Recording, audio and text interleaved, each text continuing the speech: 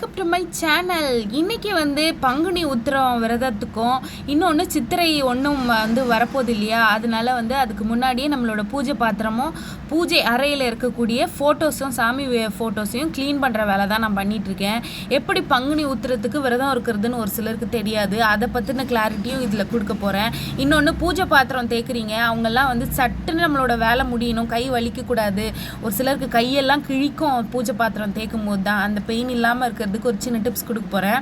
ஒரே ஒரு எலுமிச்சம்பழம், கொஞ்சோண்டு புளி, ஒரே ₹1 இருக்கக்கூடிய ஷாம்பு, எந்த ஷாம்புவாக இருந்தாலும் பரவாயில்ல, இந்த மாதிரி ஒரு பஞ்சு வச்சுக்கிட்டிங்கன்னா போதும். இது மூணுத்தையுமே மிக்ஸ் பண்ணி எடுத்து தேய்ச்சி பாருங்கள். எப்படிப்பட்ட பாசி அழுக்காக இருந்தாலும், எவ்வளோ கருப்பாக இருந்தாலும், பூஜை பாத்திரம் பித்தளை பாத்திரம்லாம் அப்படி பலன்னு தங்கம் போல் மின்னும். நான் அப்படி தான் கைக்கு ஸ்டெயினே இல்லாமல் சும்மா பலன்னு தேய்ச்சி எடுப்பேன். என்னோடய பூஜை பாத்திரம்லாம் அப்படி மின்னும். பார்த்தீங்கன்னா கொஞ்சம் நேரம் அப்படியே வெயிலில் காய வச்சுட்டு அதுக்கப்புறம் எடுத்து பொட்டு வச்சு பூஜை அறையில் வச்சு பாருங்கள். 1 மாதம் இல்லை 1.5 மாதம் ஆனாலும் அதோட கலர் கருக்கவே கருக்காது, நல்லா பளிச்சுன்னு பலன்னு இருக்கும்.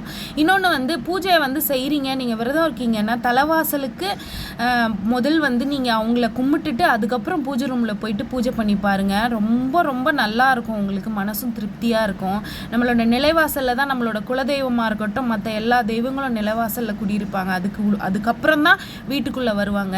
அதனால் நிலைவாசலில் நம்ம கொஞ்சம் க்ளீனாக மஞ்சள் குங்குமம் வச்சு தேய்ச்சி கோலம் போட்டு மாவுக்கோலமோ இல்லை அரிசி மாவு கோலமோ ஏதோ ஒரு கோலம் போட்டு நம்ம நிலவாசலுக்கு ஒரு ரோஜா பூவோ ஒரு மல்லியோ ஒரு சாமந்தியோ வச்சு அவங்கள முதல் பூஜை பண்ணி முடிச்சுட்டு அதுக்கப்புறம் உள்ளே போய் பூஜை பண்ணுங்கள்.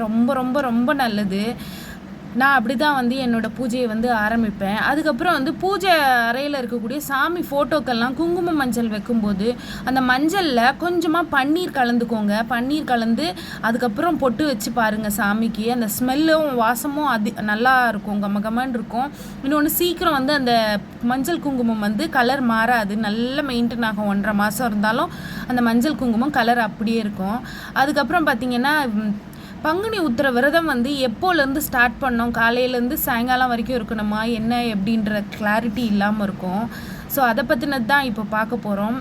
நான் பங்குனி உத்திரம் அன்றைக்கி காலையில் 4லேருந்து 4:30க்குள்ளே எந்திரிச்சு காலையிலேயே போயிட்டு எந்திரிச்சு உடனே குளிக்க போனோம். குளித்து முடிச்சுட்டு அதுக்கப்புறம் ரோட்டு வாசலில் கோலம் போட்டு தண்ணி தெளித்து கோலம் போட்டு நிலவாசலுக்கும் தண்ணி தெளித்து கோலம் போட்டு நம்ம அதுக்கு முந்தின நாள் தானே வீடெல்லாம் க்ளீன் பண்ணி வச்சுருப்போம், அதனால் க்ளீன் பண்ண மாட்டேன். வாசலுக்கு மட்டும் தண்ணி தெளித்து கோலம் போட்டுட்டு ஸ்ட்ரெயிட்டாக பூஜை அறைக்கு பூஜை அறையில் இருக்கிற சாமி ஃபோட்டோக்கெல்லாம் பூ வச்சுட்டு விளக்குக்கும் பூ வச்சுட்டு விளக்கேற்றி வச்சு அதுக்கப்புறம் தான் என்னோடய பூஜையை ஸ்டார்ட் பண்ணுவேன். காலையில் வெறும் வெத்தலை பாக்கு பழம் இது வச்சு விளக்கேற்றி வச்சுருவேன். விளக்கேற்றி முடிச்சுட்டு நம்ம அந்த விளக்கேற்றும் போதே நமக்கு என்ன வேணுமோ, கல்யாணம் ஆகணுமா, நல்ல வேலை கிடைக்கணுமா, சொந்தமாக வீடு வாங்கணுமா, இல்லை கட்டணுமா, இல்லை குழந்தை வேணுமா, நம்மளுக்கு நிறைய நோய் இருக்குது அந்த நோய் போகணுமா, ஏதோ ஒரு வேண்டுதல் நம்மளுக்கு இருந்துகிட்டே இருக்கும். அந்த வேண்டுதலை முருகரோட பாதத்தில் நம்ம எடுத்து வச்சு அவருக்கு ஒரு நெய் விளக்கோ இல்லை நார்மல் எண்ணெய் ஊற்றியோ நல்லெண்ணெய் ஊற்றியோ என்ன நம்மளால் முடியுதோ அதை ஊற்றி நான் முருகருக்கு விளக்கு போட்டுக்கலாம். ஒரு சிலருக்கு அன்றைக்கி வெற்றிலை தீபம் போடணுமான ஒரு டவுட் இருக்கும், தாராளமாக போடலாம். காலையிலே உங்களால் முடியுதுன்னா அப்போது வெற்றிலை தீபம் போடலாம். இல்லை முடியலன்னா வெறும் காமாட்சி விளக்கோ கஜலக்ஷ்மி விளக்கோ ஏற்றி வச்சுட்டு அதுக்கப்புறம் நீங்கள் உங்களோட விரதத்தை அப்போலேருந்து ஸ்டார்ட் பண்ணோம். எப்படின்னா ஒரே ஒரு டம்ளர் தண்ணி எடுத்து முருகரோட காலடியில் வச்சு பாதத்தில் வச்சு விளக்கேற்றிட்டு நீங்கள் உங்களோட விரதத்தை அவர்கிட்ட சொல்லிடுறீங்களா காலையிலேயே விளக்கேற்றும் போதே. அதுக்கப்புறமா நீங்கள் படையல் போட போகிறீங்க, நீங்கள் வேலை செய்ய போகிறீங்க, போய் சமைக்க போகிறீங்க, இல்லை ஆஃபீஸ் போகிறீங்கன்னா போகலாம், போயிட்டு வரலாம். போயிட்டு வந்துட்டு உங்களால் எப்போ முடியுதோ நல்ல நேரமாக பார்த்து போடுங்க. ராகு காலம் வேணாம், அதுக்கப்புறம் இன்னொரு யமகண்டம் வேணாம், குளிகையில் போடுங்க. ரொம்ப நல்லது குளிகையில் போட்டால். அதுக்கப்புறம் நல்ல நேரம், இது 2 நேரமும் பார்த்துக்கிட்டு நீங்கள் தாராளமாக போடலாம். நீங்கள் ஒரு நாள் ஃபுல்லாக விரதம் இருக்க போகிறீங்க, 6 to 6 காலையில் 6க்கு ஸ்டார்ட் பண்ணி ஈவினிங் 6க்கு தான் விரதம் இருக்கீங்கன்னா அதே மாதிரி இருந்துக்கலாம். தண்ணி மட்டும் குடிச்சிட்டு இருக்கிறவங்க இருந்துக்கலாம், இல்லை உடம்பு முடியலன்னு சொல்கிறவங்க ஒரு வேளை சாப்பாடு சாப்பிட்டுட்டு இருந்துக்கலாம். நான் அன்றைக்கி ஒரு நாள் ஃபுல்லாக சாப்பிடாமல் இருப்பேன். இப்போ மெடிசன்ஸ் எடுக்கிறதுனால ஒரு வேளை காலையில் மட்டும் கொஞ்சமாக உப்பு இல்லாமல் சாப்பிட்டுட்டு இருக்கலான்னு இருக்கேன். ஒரு காலையில் வந்து சமைக்க ஆரம்பிச்சிருவேன். பூஜையில் வந்து விளக்கேற்றி வச்சுட்டு சமைக்க ஆரம்பித்து அவருக்கு வந்து படையல் போட்டுட்டு அதுக்கப்புறம் தான் முடிப்பேன். இதுக்கு முன்னாடியெல்லாம் வந்து பார்த்திங்கன்னா காலையில் இதே மாதிரி எந்திரிச்சு எல்லா வேலையும் முடித்து முருகருக்கு வந்து விளக்கு வச்சு தண்ணி வச்சுட்டு கோயிலுக்கு போயிட்டு பால் குடம் எடுப்பேன். இந்த வருஷம் பால் குடம் எடுக்க முடியாதுங்கிறதுனால நான் வந்து வீட்லேயே விரதம் இருக்கலான் இருக்கேன். காலையிலேருந்து ஈவினிங் வர ஒரு 4 o'clock போல் மறுபடியும் தலையில் தண்ணி ஊற்றி குளித்து முடிச்சுட்டு வந்து முருகருக்கு வந்து நெய்வேத்தியம் செய்ய ஆரம்பிப்பேன். நெய்வேத்தியம் செஞ்சு முடித்து என்ன நெய்வேத்தியமோ ஒரு சாம்பார், ஒரு சாதம், ஒரு அப்பளம், இல்லை ஒரு வடை, எது முடியுதோ நம்மளால் செஞ்சு அவருக்கு வச்சுட்டு அதுக்கப்புறம் பூஜையை வந்து 6 மணிக்கு ஸ்டார்ட் பண்ணுவேன். ஸ்டார்ட் பண்ணி அதுக்கப்புறம் படையலெல்லாம் போட்டுட்டு அதுக்கப்புறம் வந்து நம்மளோட பூஜையை நிறைவு பண்ணலாம். இல்லை பால் பாயாசம் மட்டும் வச்சு கும்பிட்றீங்களா, தாராளமாக வச்சு கும்பிடுங்க. சாயங்காலம் வந்து நம்ம சாமி கும்பிட்டுட்டு முடிச்சுட்டு கண்டிப்பாக முருகரோட திருக்கல்யாணத்தை பார்க்காம இருக்கவே கூடாது.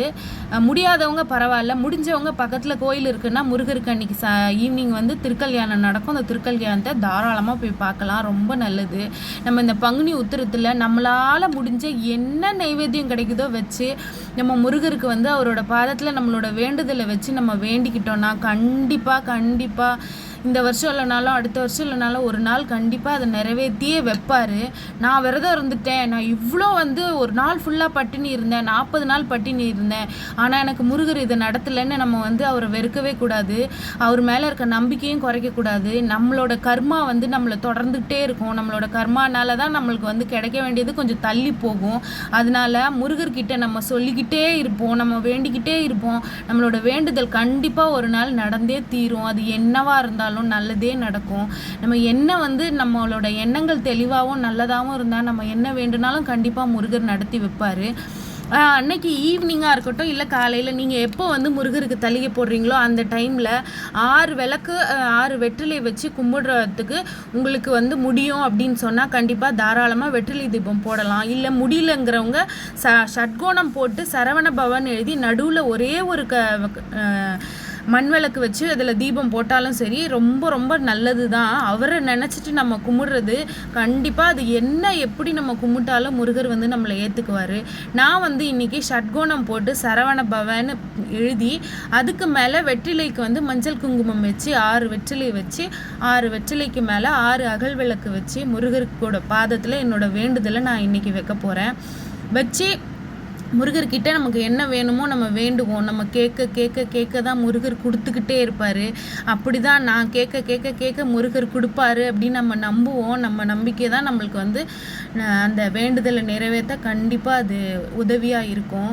இன்னொன்று வந்து இன்றைக்கி பங்குனி உத்திரம், பங்குனி மாதத்தோட கடைசி மாதம் பங்குனி. நட்சத்திரத்தில் கடைசி நட்சத்திரம் உத்திர நட்சத்திரம், ரெண்டுமே சேர்ந்து வர்ற அன்னைக்கு வந்து நிறைய தெய்வங்களுக்கு வந்து திருக்கல்யாணம் நடக்கும். அப்படித்தான் இன்னைக்கு முருகருக்குமே திருக்கல்யாணம் நடக்கும். அந்த திருக்கல்யாணத்தை நம்ம பார்க்கறதுனால நம்மளும் தீர்க்க சுமங்கலியாக இருப்போம், பார்க்காதவங்களும் தீர்க்க சுமங்கலியாக இருப்பாங்க. நம்ம பார்க்கலையே நமக்கு ஏதாவது ஆயிருமான்னு அப்படியெல்லாம் கிடையாது. நீங்கள் மனசார முருகரை கும்பிட்டாலே அது கண்டிப்பாக நம்மளுக்கு வந்து என்ன நம்ம வேண்டுறோமோ அது நிறைவேறும்.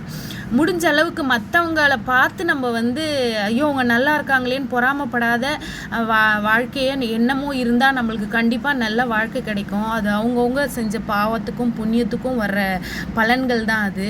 அதனால் நம்ம முடிஞ்ச அளவுக்கு நல்லதே நடக்கும். நம்ம நல்லா இருக்கணும், அடுத்தவங்களும் நல்லா இருக்கணும்னு வேண்டலாம். ஆனால் வேண்டுறதுக்கு இந்த ஜென்ரேஷனில் அப்படி யாராவது இருக்காங்களான்னா கிடையாது. அதனால் நம்ம நல்லா இருக்கோன்னு வேண்டிக்குவோம். மற்றவங்க வந்து நல்லா இருக்கக்கூடாதுன்னு நினைக்காம நம்ம நல்லா இருந்தால் போதும்னு நினச்சாலே போதும். அவங்களோட வாழ்க்கையை அவங்கவுங்க பார்த்துக்குவாங்க. யாரை பார்த்தும் பொறாமப்படாமல், யாரும் கெட்டு போகணும்னு நினைக்காம, யாரும் நல்லா இருக்கக்கூடாதுன்னு நம்ம நினைக்காம இருக்கிற எண்ணமே நமக்கு வந்து ரொம்ப நல்ல எண்ணம். அதனால் வந்து நம்ம நல்ல எண்ணத்தோடு நம்மளோட எண்ணம் எப்படியோ அப்படி தான் நம்மளோட வாழ்க்கையும் இருக்கும். அதனால் நம்ம எண்ணத்தை வந்து நல்ல தெளிவாக வச்சுக்குவோம், நல்ல எண்ணமாக வச்சுக்குவோம். இன்றைக்கி வந்து பங்குனி உத்திரம். எங்களோட வீட்டில் ஒவ்வொரு பங்குனி உத்திரமும் என்னோட வேண்டுதல் வந்து என்ன வேண்டுதலாக இருந்தாலும் நான் கும்பிடுற முறை வந்து இப்படி தான் நான் கும்பிடுவேன். அதனால் வந்து என்னோட வேண்டுதல்கள் ஒவ்வொரு நாளும் ஒவ்வொரு மாதமும் ஒவ்வொரு வாரத்தில் வரக்கூடிய செவ்வாயிலையும் என்னோட வேண்டுதல் பங்குனி உத்திரத்தில் எப்படி கும்பிட்றனோ அப்படி தான் ஒவ்வொரு செவ்வாயும் கும்பிடுவேன்.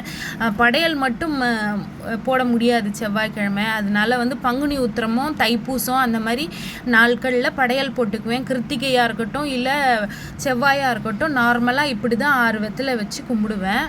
இப்படி தான் ஒவ்வொரு நாளும் முருகரோட பேரை சொல்லி சொல்லி சொல்லி சொல்லி எனக்கு எந்த சாமிக்கிட்ட போய் நின்னாலும் முருகரை தான் வந்து அவருக்கு தான் சரணம் சொல்ல வருது வாய். அந்த அளவுக்கு வந்து முருகர் எனக்குள்ளே இறங்கிட்டாரு. இப்போ வந்து வெற்றிலை தீபத்துக்கு காம்பு கிள்ளிட்டு போடணுமா போடக்கூடாதான்னு நிறைய பேருக்கு டவுட் இருக்கும். ஒரு சிலர் வந்து கோயில்லையே நான் விளக்கு போடும்போது சொல்லியிருக்கேன் ஒரு சிலர்கிட்ட, காம்பு நீக்கிட்டு வெற்றிலைக்கு வந்து மஞ்சள் குங்குமம் வச்சு அதுக்கப்புறமா விளக்கு போடுங்க. ஏன்னா வந்து காம்பில் வந்து யார் இருப்பாங்கன்னு தெரியும். வெற்றிலையில் மகாலட்சுமியும் காம்பில் மூதேவி தாயாரும் இருப்பாங்கன்னு சொல்லி கேள்விப்பட்டிருக்கேன். அதனால வந்து காம்பு நீக்கிட்டு வெற்றிலைக்கு மஞ்சள் குங்குமம் வச்சு அதுக்கப்புறம் வெற்றிலைக்கு மேலே அகல் விளக்கு வச்சு தீபம் போடுங்க. இன்னொன்று, அகல் விளக்குல எண்ணெய் ஊற்றிட்டு அதுக்கப்புறம் திரி போடுங்க. திரி போட்டுட்டு எண்ணெய் ஊற்றாதீங்க. அதுதான் ரொம்ப நல்ல விசேஷம். இப்போ எல்லாத்துலேயும் வந்து சரவண பவன் எழுதி வெற்றிலையை வந்து சுற்றி வச்சு விளக்கு வைக்க போகிறேன். ஒவ்வொரு வெற்றிலையும் வைக்கும் போதும் இல்லை ஒவ்வொரு விளக்கு வச்சு விளக்கு ஏற்றும் போதும் நம்மளோட மனசில் இருக்கிற வேண்டுதல்களை ஒவ்வொன்றா சொல்லி சொல்லி சொல்லி நம்ம ஒவ்வொரு வேலையாக பார்ப்போம். நெய் மட்டும்தான் ஊற்றணுமா, என்னால் நெய் ஊற்றுறதுக்கு முடியாதுன்னா நீங்கள் தண்ணி ஊற்றி கூட நம்மளால் எரிய வைக்க முடியும்னா பண்ணலாம். கண்டிப்பாக அது என்னவாக இருந்தாலும் முருகர் ஏற்றுக்குவார். பங்குனி உத்திரம் ரொம்ப நல்ல விசேஷமான நாள். அந்த நாளை தவறவே விடாதீங்க யாரும். முடிஞ்ச அளவுக்கு முருகருக்கு வந்து ஒரே ஒரு பிடி சக்கரை ஒரு பிடி கையால் வச்சுட்டு அவருக்கு கும்பிட்டா கூட அவருக்கு அது படையல் தான், நெய்வேத்தியம் தான் அவருக்கு. அதனால என்னால் நெய்வேத்தியம் பண்ண முடியலன்னா நினைக்காதீங்க. அன்னைக்கு ஒரு நாள் வீடு வந்து சுத்தபத்தமாக க்ளீனாக வச்சுட்டு சாமியை கும்பிடுங்க. அவர் கண்டிப்பாக வருவார். இல்லை நிறைய கூட்டு குடும்பமாக இருக்குது அவங்க அதை சாப்பிடுவாங்க அப்படின்னு நினைக்கிறீங்களா, நீங்கள் மனசார சுத்தமாக இருங்க, அதுவே போதும் முருகருக்கு. அதனால நம்மளால் என்ன முடியுமோ அதை நினச்சி நம்ம முருகரை வழிபடுவோம். கண்டிப்பாக ஒரு நாள் நம்மளுக்கு நல்லதே செய்வார். அவர் ஒரு ஆளை தவிர நம்மளுக்கு நல்லது செய்கிறதுக்கு வேறு யார் இருக்கா?